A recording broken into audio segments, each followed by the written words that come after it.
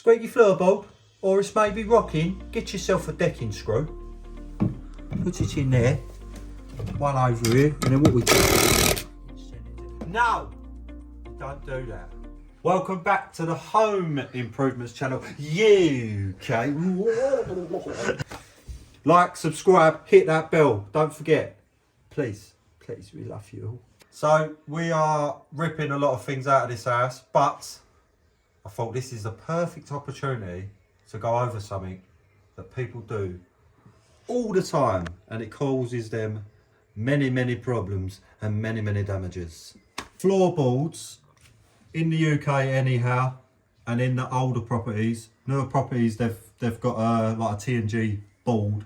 They're normally 600, 300, depending on what ones you buy.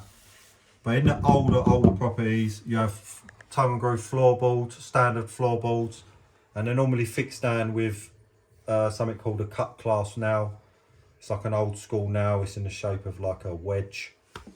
Anyway, when you're doing some work in your house, normally floors, people get floors done and they're like, this stupid floorboard's been annoying me and I'm going to screw it down. Well, don't. 99 times out of 100, there is a reason the board is loose, right?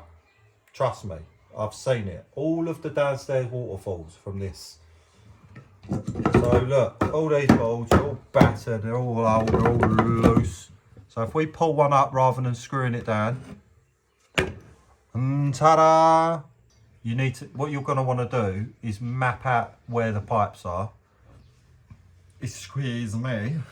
So get yourself a marker, a bright pen, some tape, anything you want, and run it where the pipes are, and mark where your joists are, your floor joists, so you know where to screw, where you're going to get a good fix in.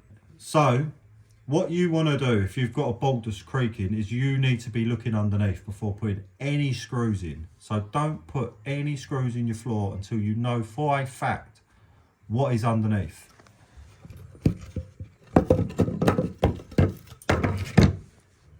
As you can see, quite extensive, the old pipe work underneath. This one isn't bad because they've actually gone through the joists. Normally what they do is they notch the top so it's even closer to the surface. Oh, another loose one, beautiful.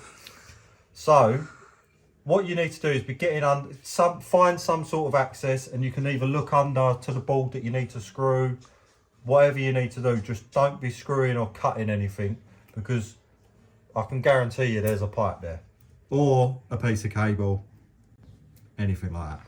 Some plumbers are absolute penises and they cut the boards so they miss the joist, right? And it'll be doing all this business. When you get something like that, you're gonna have to block underneath to pick the board back up. So we haven't got that here, but that's something to bear in mind. If you pick it up and you're like, what am I gonna screw it to? He's cut it short.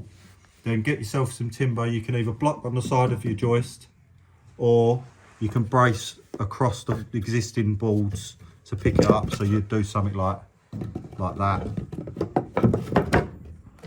and that would pick up your board again. What you're going to want to try and do on these, if you can get the fixings in, is put 4 fixings in the boards that you're fixing back down. Reason being, chances are they're going to be dry, and what they tend to do when they dry is they cup. So the timber cups. I don't know if you can see that. You can see it, it looks like. So they tend to cup. So what you're trying to do is fix that down, and that stops any creaking and moving. These are filmings. Let's move this board where it doesn't go, just so we can show you where you're going to want to put your fixings. So you're going to want one in the centre of the joist, one in the centre there. Obviously normally it'll be closer to the edge, but we're just trying to show you on the camera what we're doing. Then you'd put one there, one there. So if we take this, I'm not going to drill all the way through. If there's pipes. Right, so you've done your pilot holes.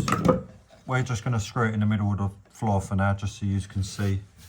So if you look, it's got that little bit of rockiness to it. Show them what happens, Phil. Show them where they get. Where's a big screw? why. Show them what happens when they, this is what usually happens. Yeah, so this is what we normally find. Yeah, that's it. Show them. We're going to get involved. So this is what we normally find. We turn up and they're like, oh, it's a nightmare, there's water everywhere. And they've gone and got themselves a decking screw. Because the bigger the screw, the better. And then they send it through the thing, ping, through the copper pipe. And game over. Magical. The size of screw I tend to use, you can do what you want, you can argue if you want, but this is what I do. I normally try and go for double the thickness of the material I'm clamping down. So in this case, standard thickness of the UK floorboard is around 22mm, give or take. That's sort of where you're at with the older floorboards. And same with the newer stuff actually, the boards that you get, they're normally 22mm. So you want to get yourself a sort of 45, 50mm screw, and then we'll screw it in.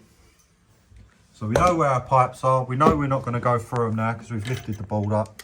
Probably will, who cares? Only joking. And then what you do, another thing you can do that we haven't done before anyone jumps on the bandwagon, we haven't countersunk the head to the screws. So if you want to do that, do that. But you know, This is the most we are. thing. I mean, look at the state of the board we're putting down. I'm not. We're not bothered about It's canvassing. coming back up in about 3 minutes.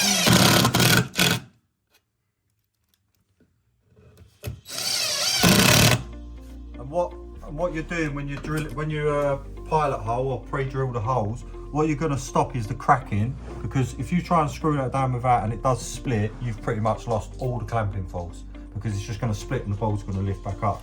But look, that's down. No more creaky floorboards. It's not going to creak.